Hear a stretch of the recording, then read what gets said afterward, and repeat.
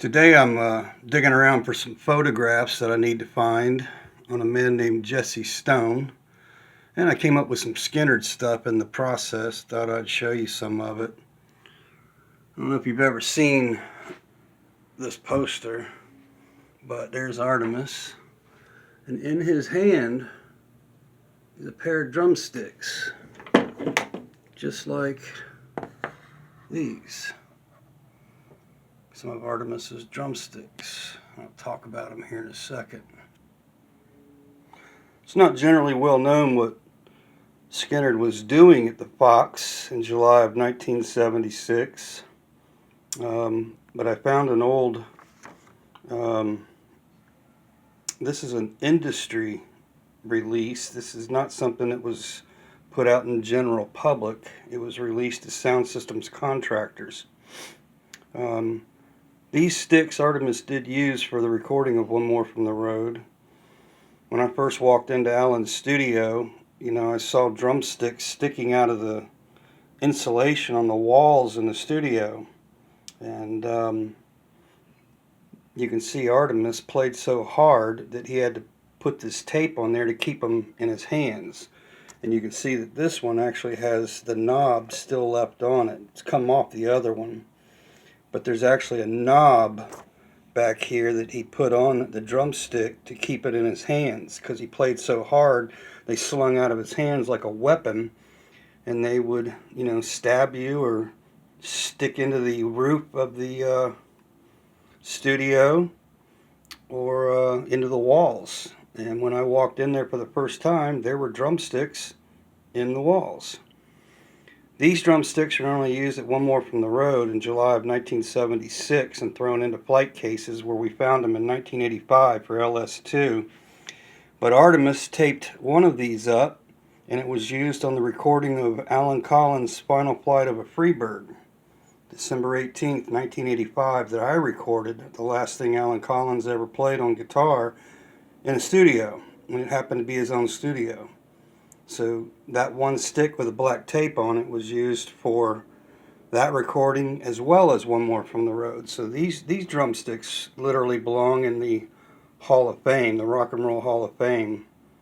These are some of the most historic Lynyrd Skynyrd drumsticks of all time right there. There's only one other pair that Artemis has. His has gold tips and they're not broken. He didn't use his playing them at the Fox Theater. These were actually broken. You can see that it's split right there. Split from being played very hard. Both of these were split and broken at the Fox Theater by Artemis. He hand wrapped all of them by himself. He used white tape for just the Fox Theater. He used brown tape before the Fox Theater, and kept some of them till after the Fox Theater, which is why they're in that poster that's behind me on the wall. But I wanted to show you why Skynyrd was at the Fox. It's called Rehabilitating the Fox, and it says right here that the Fox operated as a grand movie palace, but in 1974 the theater had been doomed for the wrecking ball, even in its declining years. So what Lynyrd Skynyrd was doing there at the Fox in 1976 was helping to raise money to save the Fox Theater from the wrecking ball. And this article is about the 1985, right there, 1985 restoration of the Fox Theater with new sound system. And completely new sound system design. Here's the central cluster, the new speakers that were put into the Fox, and the sound system rack that was put into the Fox. I don't know why this isn't in focus. Trying to get it in focus here. But that's what Lynyrd Skynyrd was doing at the Fox, is trying to save it and raise money to help get it restored. So I'm going to dig into some photos here. Some of these photos are from MCA Records.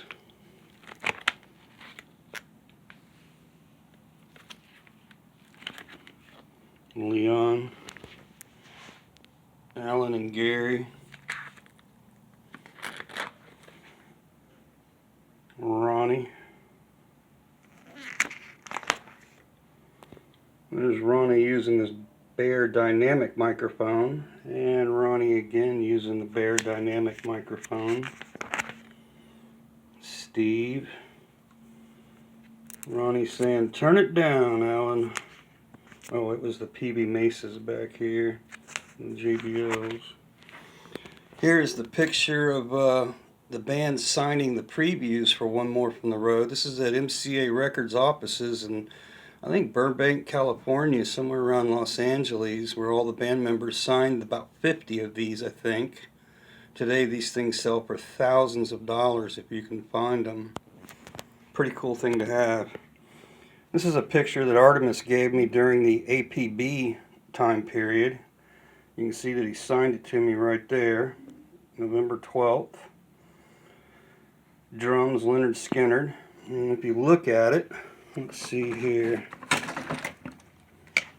You can see Billy down between the nurses here. Here's Gary. Here's Artemis smashing one of those prop bottles over Alan's head. You can see the glasses flying. And Leon back there. And where's Ronnie? I don't know. There's somebody standing right there, but I don't know who it is. Let's see. Leon, Artemis, Alan. Oh, there's Ronnie right there in the middle. Okay. Right there.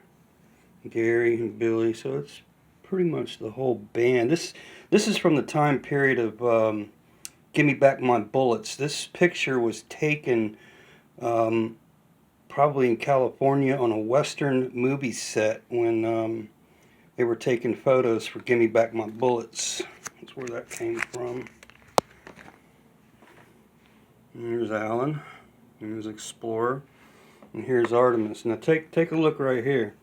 You see the drumstick in Artemis's hand? Look at what's on it. You can see the brown tape wrapping, and there's the knob that he put on the drumstick to try and keep them in his hands, because they were varnished drumsticks, and with sweat they got really slick and would fly out of his hands. And so that's why Artemis would do this to those drumsticks. And put that tape on there with that knob on the back end back there to keep them in his hands.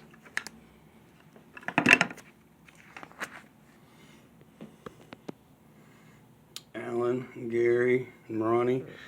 These pictures were given to me by Ron O'Brien, an engineer at MCA Records years ago. This is from when I helped him, as others did, in putting the reissues together of Skynyrd albums. Let's see if I can find one. This is the second helping. And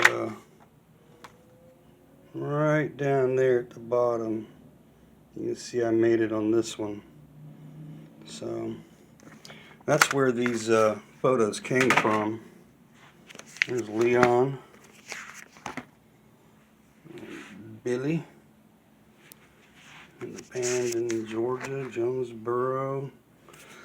Most of these photos came from professional photographers that were given to MCA Records, or not really given, I guess they were sold because they got paid for it.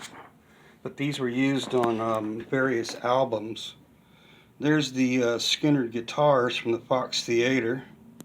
You can see Steve Gaines Gibson, Gary's Les Paul SG, Leon bass, then Alan's Firebirds, and Steve Gaines Stratocaster right there. Here's Alan, Ronnie. And there's Ronnie with a black eye right there. Ronnie, Alan. Chuck Flowers, the guy that killed himself with, I guess, the gun that Ronnie gave him. Ace Moreland, this guy replaced Steve Gaines in Crawdad. This is his promo release. Johnny Cash stage, Greg Allman, Chris Anderson from the Outlaws, Chris Duarte. Kentucky Headhunters. Mark Hodson of the Midnight Creepers. There's Artemis and Audley Freed from Cry of Love and the Black Crows. Pictures that I took of Chris Hicks in Macon, Georgia, used on his album, live album. Chris Hicks right there in Macon, Georgia, and this bass player right here, he died, drug overdose. I took pictures of him like a month before he died that made it to the album. Eric Culberson, Skynyrd, Gary Skynyrd, Marshall Tucker Band, Steve Morse Band.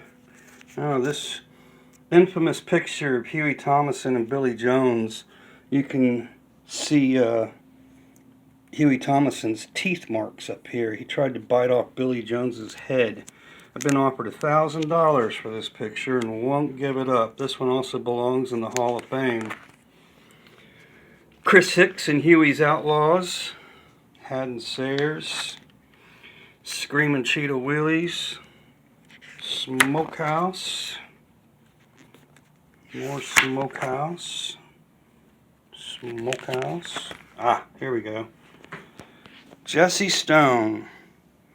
This man wrote 3,000 songs, 180 certified hits. His story has never been told, but it's going to be told soon. There's a letter that that was written by Jerry Wexler and read by Tom Dowd that I have, the only signed copy.